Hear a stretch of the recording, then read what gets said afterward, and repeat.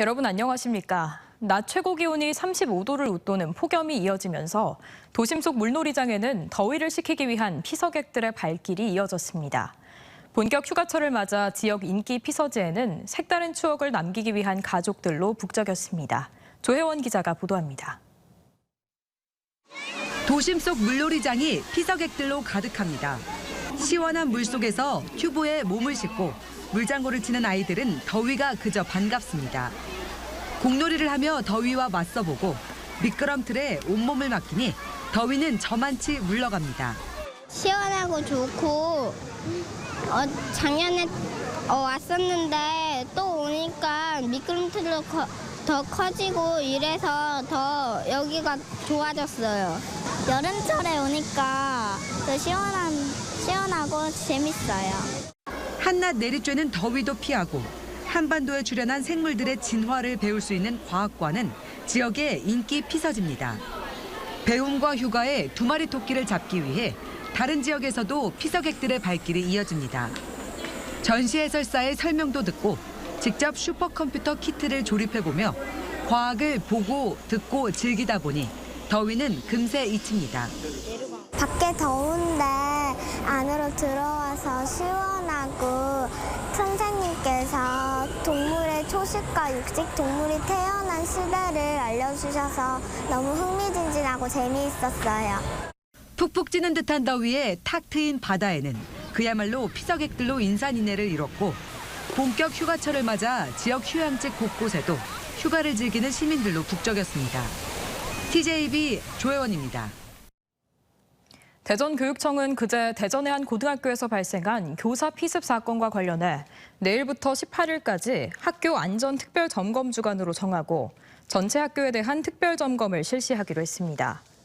교육청 실태점검반은 전체 학교를 방문해 출입문 통제 시스템과 외부인 출입 관리 실태, 배움터 지킴이 근무 시간 등을 점검하는 한편 외부인의 출입 관리를 강화하고 향후 교직원 면담 사전 예약제를 실시할 방침입니다.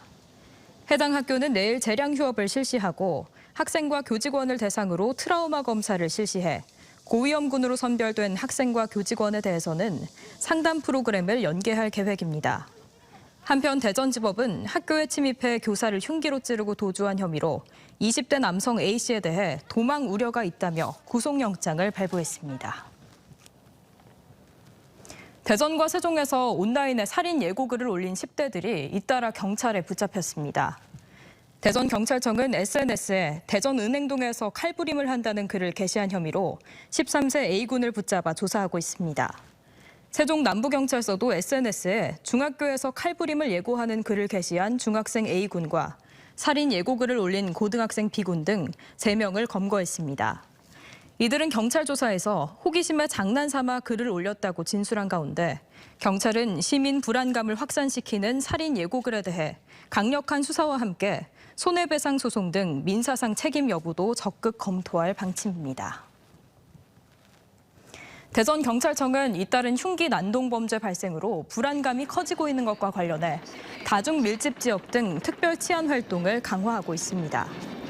경찰은 지난 4일부터 대전역과 복합터미널, 대형마트 등 다중 밀집 지역에 기동대와 특공대를 배치하는 한편 형사과와 사이버 수사과에서는 모방범죄와 게시물 작성자를 즉시 검거할 수 있도록 역량을 집중하고 있습니다.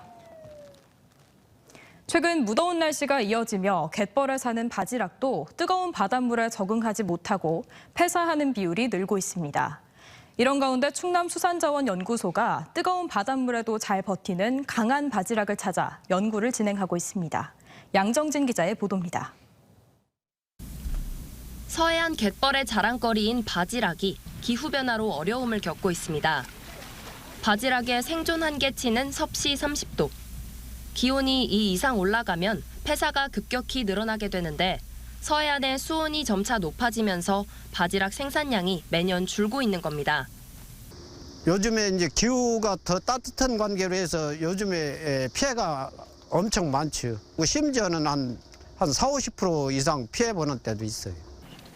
양식장 갯벌을 업고 시조개나 모래를 살포하는 등 어장 환경을 개선해 바지락 폐사를 근근히 피하고 있는 실정입니다. 이런 가운데 충남수산자원연구소가 뜨거운 바닷물에도 잘 살아남는 강한 바지락을 찾아냈습니다.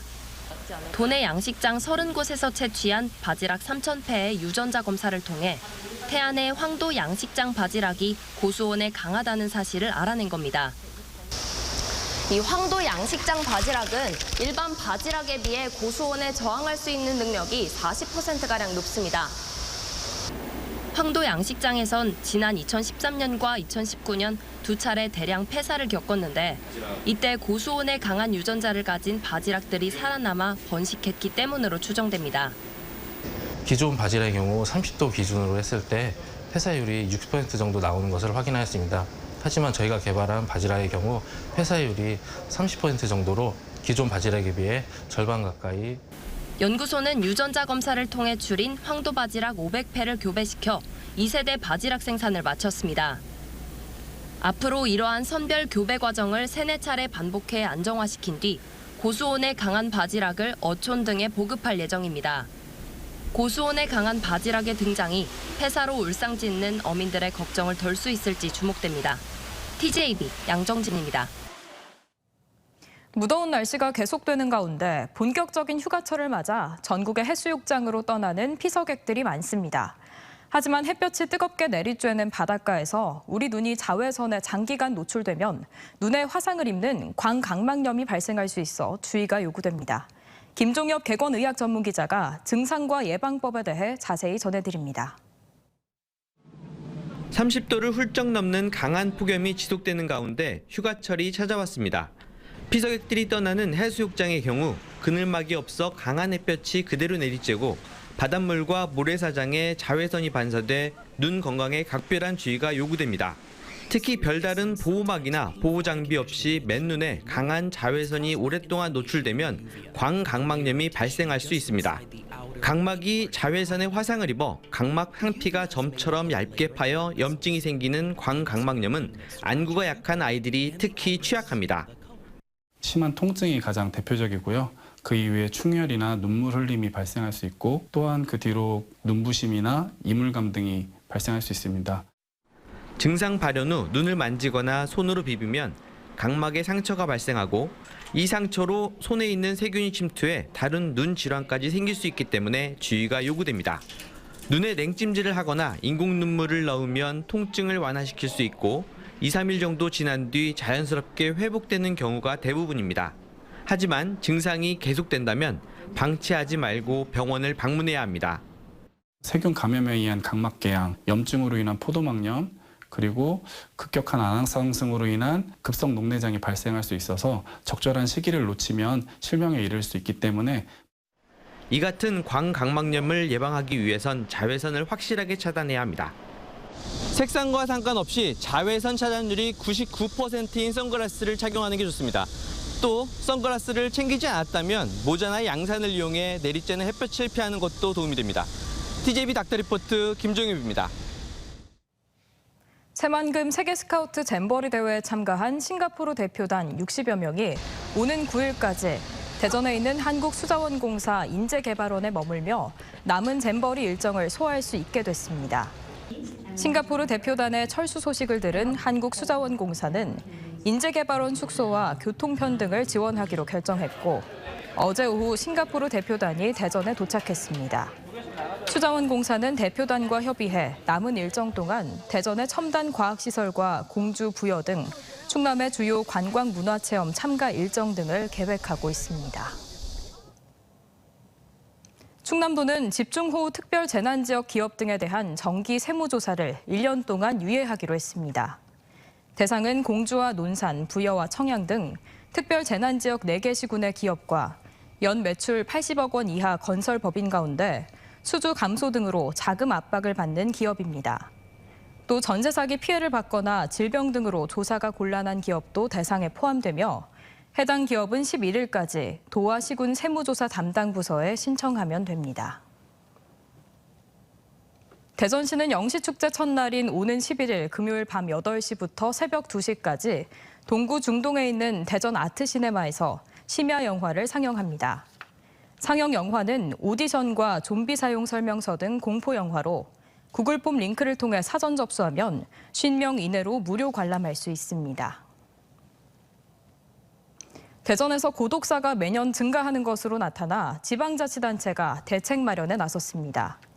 지난 5년간 대전에서 발생한 고독사는 모두 512건으로 해마다 23%의 증가율을 보이고 있으며 특히 2021년 인구 10만 명당 대전시의 고독사는 전국 평균인 6.6명보다 2명 이상 많았습니다. 대전시는 고독사 위험군 발굴과 위험 정도를 판단하기 위한 사업을 추진하는 한편 돌봄이 필요한 독거노인과 1인 가구를 위해 인공지능 말동무 돌봄 로봇 등을 제공할 계획입니다. 올해 지역 전문 건설업체 시공능력 평가에서 두성과 3호 개발이 각각 대전 충남 지역에서 1위를 차지했습니다. 대한전문건설협회 대전세종 충남도회가 철강제와 토공, 강구조물, 건축 분야 등 전문 건설업체들의 시공 능력을 평가한 결과 대전시에선 두성이 975억여 원으로 1위를 기록했고 원창건설 925억여 원, 안현건설 866억여 원으로 2위와 3위를 차지했습니다.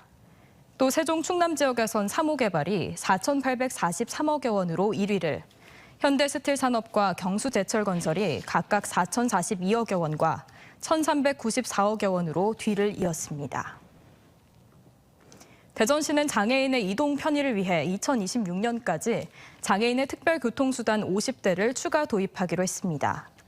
이와 함께 대전시는 운전원을 늘려 차량 가동률을 높이고 교통약자 이동 서비스인 바우처 택시 사업자에 대해 성과금 지급 등 인센티브를 확대해 대기 시간을 단축하도록 할 계획입니다. 지역 건설사들이 아파트 분양 전망에서 세종시와 대전시는 긍정적으로 보는 반면 충남은 여전히 부정적인 것으로 나타났습니다. 주택산업연구원 조사 결과 8월 전국의 아파트 분양 전망치는 기준선 100을 넘어서 수도권은 111.3, 지방은 101.6을 기록하며 2021년 6월 이후 처음으로 지수 100을 회복하는 등 분양 전망이 긍정적인 것으로 확인됐습니다. 특히 지역별로는 대전이 105.3, 세종이 100으로 긍정적인 전망으로 바뀐 반면 충남은 전국 최대 낙폭으로 떨어지며 81.3을 기록해 아파트 분양에 부정적인 것으로 나타났습니다.